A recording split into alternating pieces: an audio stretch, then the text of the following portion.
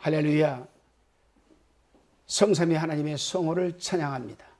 늘 우리 입술을 찬양케 하시는 우리 성령 하나님, 오늘 하루도 하나님의 말씀을 시작하는 하나님의 백성들을 인도하여 주옵소서.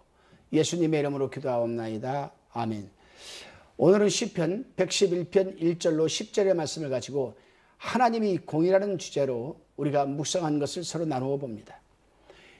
이 시편 111편은 하나님을 경외하는 자들이 번영과 의로움을 말해주고 있습니다. 본문 1절 8절까지에 대한 묵상의 나눔을 살펴봅니다. 시인은 1절에서 정직한 자의 회와 공회라는 말을 하고 있는데, 이 말 두 개가 다른 단체를 말하는 것이 아니라 같은 단체를 두 가지 다른 말로 표현한 겁니다. 회와 공회. 이것은 모든 하나님의 백성 앞에서 공공연하게 하나님을 찬양하는 한 장소라고 얘기할 수도 있겠죠. 이들이 이처럼 하나님을 찬양하는 이유는, 또 모여서 또 예배드리는 이유는 하나님께서 하시는 역사가 위대하시기 때문 아니겠습니까? 여러분, 우리가 교회에 와서 왜 예배드립니까? 우리가 교회에 와서 왜 찬양드립니까? 우리가 교회에 와서 왜 기도드리겠습니까? 왜 우리가 교회에 와서 봉사하고 원신하고 충성하고 또 봉헌하겠습니까? 위대하신 하나님을 찬양하기 위해서 아니겠습니까? 또 위대하신 하나님을 인정하기 때문에 그런 것 아니겠습니까? 본 시편을 기록한 시인은 아마 이스라엘 역사에 있어서 하나님께서 하신 일을 생각하지 않았나, 생각해보지 않았나 생각을 합니다. 우리는 자연계에 있어서의 하나님께서 하시는 역사도 생각해 보아야만 합니다. 왜냐하면 인류 역사나 자연계에 있어서의 하나님의 역사는 하나님의 공의를 나타내고 있기 때문입니다. 예를 들어 한번 볼까요? 비가 옵니다. 제가 거주하고 있는 지역은, 또 목회하고 있는 지역은 인천인데, 인천에 우리 교회가 남동구 남천동에 있습니다. 비가 오면 남천동에만 옵니까? 아니거든요. 서구에도 비가 옵니다. 남구에도 비가 옵니다. 동구에도 비가 옵니다. 이것이 하나님의 일반적 공의입니다. 그렇습니다, 여러분. 하나님께서는 오늘도 변함없이 자연계를 다스리면서 그 당신의 공의를 나타나고 계십니다. 그렇기 때문에 의로운 자나 의롭지 못한 자 모두가 햇빛을 누릴 수가 있고, 신선한 공기를 마실 수가 있고, 지구상의 문화를 누릴 수가 있는 것 아니겠습니까? 그러나 이러한 하나님의 공의는 하나님께서 베풀어 주시는 기회의 공의라고 할 수 있습니다. 왜냐하면 하나님의 정하신 때, 카이로스, 정한 때가 되면 다시금 성격이 다른 공의, 즉 공의로운 심판이 주어질 것이기 때문입니다. 그러니까 하나님의 심판이 이 땅에 내리기 전까지는 누구나가 믿는 자나 믿지 않는 자, 선한 자나 악한 자 모두가 다 하나님의 공의를 누릴 수가 있지만, 때, 심판의 때, 이 때를 카이로스라고 합니다. 하나님이 결정적으로 개입하는 시간을 말합니다. 이 카이로스 때가 되면 이 하나님의 자비로우신 공의가 심판으로 바뀌게 됩니다. 물론 하나님이 심판하실 때도 공의롭게 심판을 하십니다. 2절에서는 여호와의 행사가 크시니 이를 즐거워하는 자가 다 연구하는도다 라고 지금 기록하고 있습니다. 연구한다. 무엇을? 하나님의 행사에 대해서. 그렇습니다, 여러분. 이 말은 하나님의 행사를 즐거워하는 자들이 하나님을 열심히 연구하는 것을 말합니다. 최근 우리가 수세기에 걸쳐서 이루어진 과학적 탐구의 결과 우주의 신비가 점점 더 많이 지금 밝혀지고 있습니다. 그러나 이것은 과학자들을 위한 훌륭한 지식의 현장이 될 수는 있지만, 스스로 지혜 있다 하면서 하나님을 경외하는 마음이 없는 자들에게는 사실상 아무런 도움을 줄 수는 없는 것입니다. 로마서 1장 18절로 23절 한번 읽어보시기 바랍니다. 그렇습니다, 여러분. 하나님께서 자신을 보이는 것은 도덕적인 마음에 대해서이지 단순한 지식에 대해서가 아니며 또 아닙니다. 영혼이 하나님을 찾는 것이지 과학적 지식 자체가 영혼을 풍요롭게 해주는 것은 아니지 않습니까? 다시금 본문 9절로 10절 말씀을 한번 제가 봉독해 보겠습니다.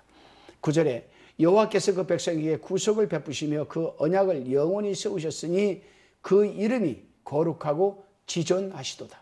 10절에 여호와를 경외함이 곧 지혜의 근본이라 그 계명을 지키는 자는 다 좋은 지각이 있나니 여호와를 찬송함이 영원히 있으리로다. 아멘. 시인은 하나님의 사랑과 사람의 의무에 대해서 지금 말하고 있습니다.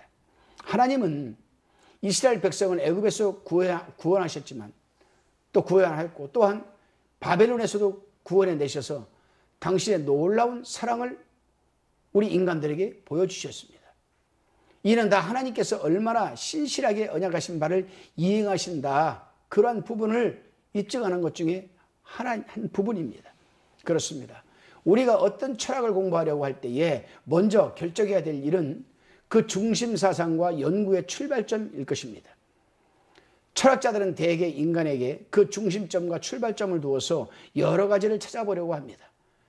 그래야 학자들 중에는 우리가 살고 있는 우주는 기계적인 것으로서 모든 사물이 기계적인 법칙에 의하여 결정된다고 생각하면서 그에 따라 여러 가지 결론을 얻고는 합니다. 그러나 성경은 그렇게 말하고 있지 않습니다. 성경 말씀 그 자체의 철학이 있죠. 그리고 이 철학의 출발점은 또 하나님이십니다.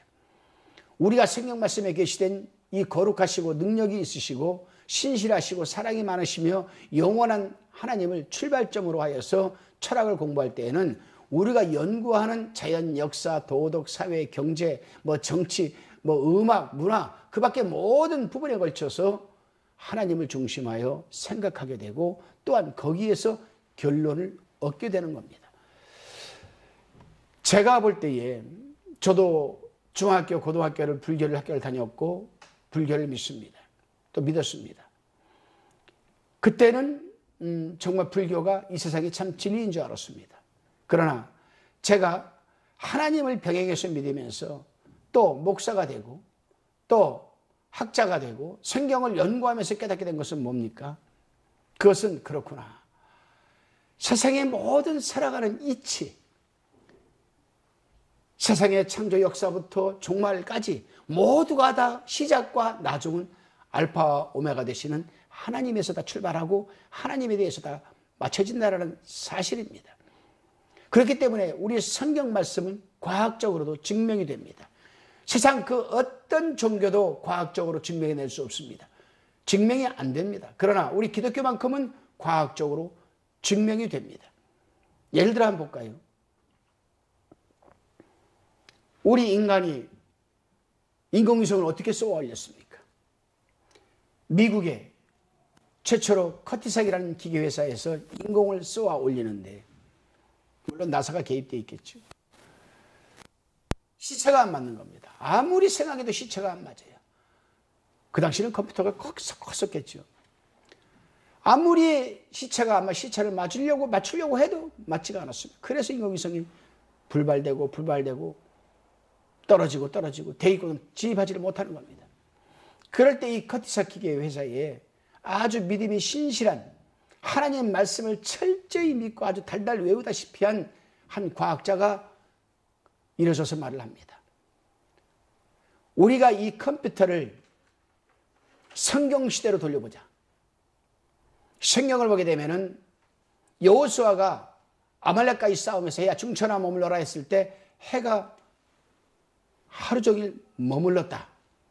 그 시간을 찾아냈습니다. 23시간입니다. 그리고 또다시 1시간이 비입니다. 10분만 비어도 안 되죠. 근데 히스기야가 다리에 병이 들어서 죽게 되었을 때 이사야 선지자가 그 다리에 종초를 다리에 무화과나무를 바르면 낫는다. 그 뭘로 믿냐? 그러면 나한테 해시계를 10도로 한번 뒤로 돌려봐라. 10도면 1시간입니다. 그 시대로 돌아갔더니 시차가 맞게 되어서 여러분 오늘날 인공위성이 올라가게 되는 겁니다. 과학적으로 증명이 되죠. 이 외에도 또 한 가지만 더 얘기할까요? 불과 지구가 15도로 기울어져서 공전하고 있다는 사실을 알게 된 게 언제입니까? 중세시대 몇백 년밖에 더 됐습니까?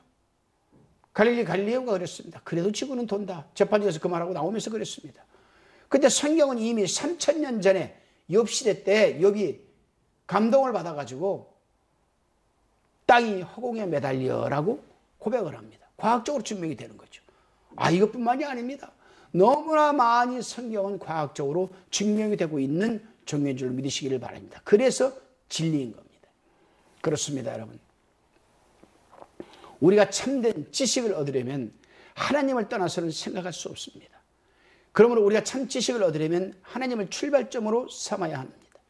우리가 하나님과 정당한 관계를 맺고 또한 그의 뜻에 따라서 문제를 생각해야만 세상에 일어나는 여러 가지 이 문제를 해결할 수가 있는 줄로 믿으시기를 바랍니다. 우리가 해결하지 못하고 있는 문제의 대부분은 하나님을 떠나서 해결하려고 하기 때문에 여러분 문제가 되는 겁니다. 인본주의적인 생각과 인문학으로만 여러분 이 세상에 있는 문제를 해결하려고 하니까 해결이 안 되네요. 얼마나 우리 인간이 어리석습니까, 여러분? 핵을 만들었어요. 핵을. 그런데 핵을 다 쓰고 난 그 찌꺼기를 처리하지 못하는 게 우리 인간 아니겠습니까? 일본 보십시오. 인간의 여러분 이 지식과 인간의 이 과학은 한계가 있다는 거죠. 뿐만이 아닙니다. 우리 개인적인 생활에 관한 문제도 그렇습니다. 야고보서 1장 5절에 보게 되면 이런 말씀이 있습니다. 너희 중에 누구든지 지혜가 부족하거든 모든 사람에게 후히 주시고 꾸짖지 아니하시는 하나님께 구하라. 그러면 주시리라. 여러분, 세상의 시작은 하나님부터 시작이 되었습니다. 그러나 세상의 종말도 하나님부터 또 시작이 됩니다. 그 과정에서 우리는 지금 살아내고 있습니다. 지금 전 세계가 몸살을 앓고 있습니다. 주님이 우리에게 힌트를 주셨습니다. 주님께서 이 땅에 다시금 세컨드 인카네이션, 재림하기 직전에 여러 가지 징조들이 일어나는데 처처의 기근과 전쟁과 지진과 폭동과 뭐 이런 것들이 일어난다고 그랬잖아요. 지금이 그 시대 아니겠습니까? 한쪽에서는 여러분 폭설이 한여름에 내리고 한쪽에서는 여러분 그냥 폭우가 쏟아져서 한 마을 도시 전체가 다 물에 잠기고 한쪽에서는 지금 여러분 전쟁을 치르고 있고 요한계시록 보게 되면은 마지막 종말 때 일어날 일들이 저는 핵이 아닌가 생각을 하게 됩니다. 여러분, 우리가 얼마를 살든 지금 우리가 살고 있는 이 시대가 가장 행복한 시대가 아닌가 생각을 하게 됩니다. 오늘 하루도 여러분을 꾸짖지 아니하시고 구하는 자에게 바른 지혜와 진리와 지식을 부어주시는 하나님을 붙드시기를 바랍니다. 기도하시겠습니다. 주님, 우리가 이렇게 건강하게 살아갈 수 있고 즐거운 문화생활을 즐기시는 것은 하나님께서 공의롭게 자연을 다스리는 섭리와 은혜라고 믿습니다. 우리가 이 아름다운 자연을 우리 후손들도 누릴 수 있도록 잘 보존하고 지켜나가게 하옵소서. 그리고 살아가는 삶에 있어서도 우리의 개인적인 문제나 국가적인 문제나 그 외의 다른 문제들을 풀어가는 데 있어서도 그 중심이 하나님이 되게 할 주시옵소서. 감사드리옵고 예수님의 이름으로 기도드리옵나이다.